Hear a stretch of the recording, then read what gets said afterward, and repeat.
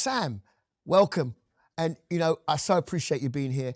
Where are you from? For people who don't know you, tell us a bit about you. Come on. I am from Sri Lanka. Right. Whoa. There you go. That's right. Yeah, but most people would think I'm from Pakistan or from India, which is a typical, but from Sri Lanka, a little island just below India. You are based in England, though. Yes, I am. And we want to know a little bit about what you do here. Yes, so I'm born in London, grew up in East London. Whoop, whoop. Don't know if anyone is... yeah, so I am a worship leader, singer-songwriter. I travel around as an itinerant minister, leading worship, speaking at youth events and all sorts. Yeah, one of the things that I know you're a part of, because I've been following this movement that's really sprung up in the Asian community, Noel. I'm hoping I'm saying it right. Yes, you are. Noel. I got it right. Proud of you. But actually, you know, I met many of the guys that are part of that. Can you tell me a little bit about what Noel is? Yes, so Noel started over 20 years ago. It was started from a call of just young South Asians just having nowhere to go. And people not really hearing them out. And so these events were created where people would come, listen to the word, have a bit of worship, a bit of fellowship. And we used to see young people from all sorts of backgrounds, Pakistani, Afghans, you name it, Indians, Sri Lankans, Malaysians, everywhere. And we get a lot of people from Hindu, Muslim, Sikh backgrounds come over, and we give them the word, and people walk away, see people get saved. So it's incredible. I've been part of the ministry for about 6 years. I'm now on staff as well. So yeah, it's just to reach out to the South Asian community, and that's what it's... You know, this is the thing that really got me, because you know, oftentimes communities can go missing in the big grand scale of, let's say, the major communities that actually feed into the system. And here we have something that is formed that actually encourages Asians, you know, of that culture, of that ethnicity, to come together. You know, you're known as a culture shifter, someone who's bring different tribes and people together. But one of the things that's amazing, it didn't start there being a worship leader, because there's a little birdie tells me that, boy, man could spit bars. You know, I've heard. So you're going to give me some bars now then. All right, cool, all right.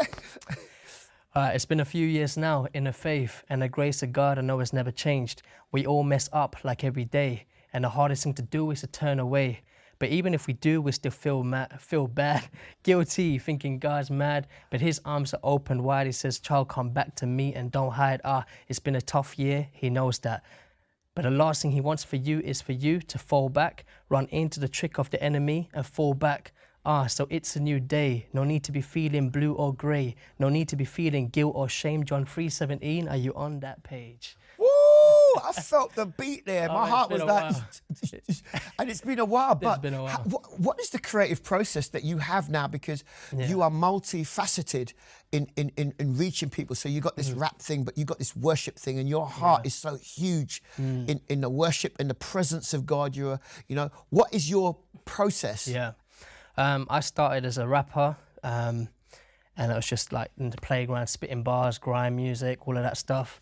I got saved when I was in year 8, and so from there I went for a few transitions of non-Christian rap to Christian rap, and then I had encounters which radicalized my whole walk with God, and I actually got thrown into the worship team at my old church and got put on keys. I was playing like this to begin with, and then got taught some chords and jumped onto BVs, and eventually started leading. And it's really funny because I didn't start my ministry. It just happened. Like, people called me out saying, can you come here, can you come there? And I was like, okay. I didn't have a logo, didn't have a website, nothing. So I didn't even know. When I got my first check, I was like, this is a bit weird, you know? But it just happened, and I realized this is what I want to do. Just want to share the heart of God. It shows us something that we call it the mark of God, which is the anointing of God. We call it the call of God, because all of us who serve, everyone has the opportunity, or you know, the opportunity to be touched by God, and God assigns you. Right. So you know, you talked about process, and sometimes people think that you decide in your mind this is what you want to do, and you do it. But you just shared with us that you started as something else and you're ending up with something, and you're still on the journey. Yeah. Now share with me a testimony, because you use the word radicalized, and that word is often used in a deep way, because we know the issues around the world with radicalization and that stuff like that. But you use that word, and I kind of get it. Share me a testimony that really stained you, that kind of went, man, my life has never been the same after that. Yeah, so I grew up with a single mother. I didn't have a father growing up. My sister passed away 2003. She was 23 years old. So I think for my life, we've seen a lot of death, a lot of poverty, a lot of sickness and stuff like that. And I used to ask, my mum used to go to church, take me every single week. And I used to ask her, like, why do you go to church? We don't see any change in our life. And why would God care about us, our little family, when there's big things happening in the world? I used to attend these worship events, and I just sit there in the back in the room, and I'd just be like, right, this sounds great. I used to admire the keyboard player or the drummer. But there's a few times when something was just hitting me really hard. And that orphan spirit that I'd carried for so many years had just been broken. And where I felt like I lost a father, there were men that came around me and fathered me. Where I lost a sister, many women came around me and just sistered me. So, I had encounters that were just too deep. And I remember when I was in year 9 and I went on a trip with my school, and I was on a coach and I was listening to a CD player, I was listening to Audacious. Wow. And I never used to listen to that kind of music, rock worship, and I used to listen to it, and I was weeping for 20 hours on that coach. It took us 23 hours to get there, and I was weeping for 20 hours. Everyone used to be like, what's going on with this kid? Like, he's got his earphones in, he's just crying. And I couldn't explain it. I didn't know why I was crying. And that just seemed to be, just without words, I just cry. And I sit in the presence of God and just weep, and God will be ministering, God will be speaking. And that's where my ministry was birthed. And one of the things that you came and did a renewal conference, and you brought your heart, and we were like so blessed, because we began to see, and sometimes what you find is that because when you're operating for a minority place, and we talk about ethnic cultures and minorities and stuff like that, that you think that your voice is not being heard. But I love that God's given you the ability to speak in English. Yeah. What's the other language? Tamil. Yeah, Hindi. Yeah. Man, and you're using it all to engage people in the experience of God. What kind of responses do you receive when you kind of like go into a well-known song and you start using Hindi? I think people get quite shocked, because I sound British, obviously. Yeah. I might be Asian, but I sound British. And I do the songs that a lot of people would expect, UK, British, American songs. But the moment I just mix it with a Tamil song or a Hindi song, it's like, where did that come from? And with Noor Jaban, we love to have a tabla player play with us, and I think that brings a bit of uniqueness to our worship.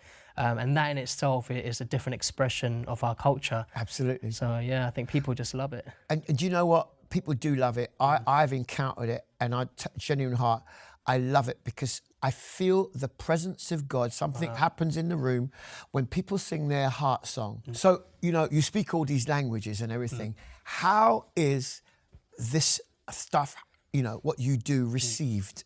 Yeah, I think people love it. I think for some people it's a bit strange when I go to an English environment and I might just start singing out a Tamil song. I'll explain it, what it means, and people just get into it. I think there's something beautiful about bringing your home language. And actually, the honest truth is, I grew up not even being able to speak it. And so to be able to sing it, I think is a prophetic release in itself. So I think people love the fact that I can bring different cultures, different languages together into worship.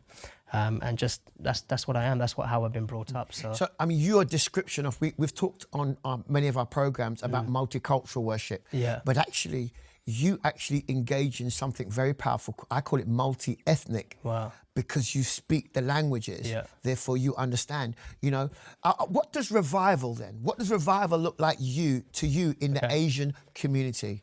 I'll tell you honestly.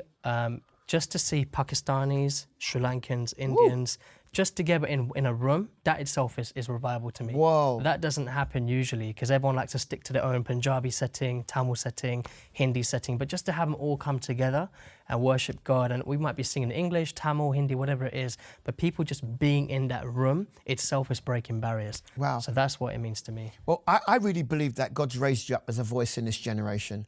I really do. You know, so what is your hope for the next generation of worshippers coming out of the Asian expression with all the differences? What I really want to see is I want to see everyone singing everything. Like recently I had a recording and I had my black friends, my white friends, they're singing my language. And I think that's beautiful. We've been singing English all our life, but when are people going to come in and start singing other faith background, people from other faith backgrounds come into Christianity and just take on their language and start singing their songs? I think that's powerful. That's I think the profundity of what you're saying is this, is that the church has the perfect opportunity to give dignity to languages and heart music. Yeah. And that's what we really are doing today. You are an amazing worshipper. I hear your heart. I've seen you lead worship, and it's not just seeing you perform with your ability, but seeing the presence of God. Listen, you're going to be singing shortly. Tell us about the medley and why you chose these songs. These are songs that have spoken to me at some point in my life. I have an ability just to put songs together and mash them up. I don't really sing full songs personally. So I just love doing medleys and just singing bits and bits and bits of different songs that have different expressions. So I'm going to bring a little bit of Tamil in as well. So yeah. And where can we find more of your music? Where can we find more of what Sam Daniel? You can find it on www.sam-daniel.com. Okay, and or Instagram. And Noel Javon? Yeah, noeljavon.com as well. Wow, I'm hoping you go out and listen to what Sam is doing. But listen, thank you, Sam. Why don't you get yourself ready to actually sing these songs and bless our hearts, and we join you in worship. Brilliant. And please do that. Please get yourself ready. Thank you. Cheers. Well, that's all we have time for today. But please make sure you tune in next week for more from VOX Collective, the place where prophetic voices are released. Playing us out is Sam Daniel with a special medley of incredible worship songs. Please worship with us.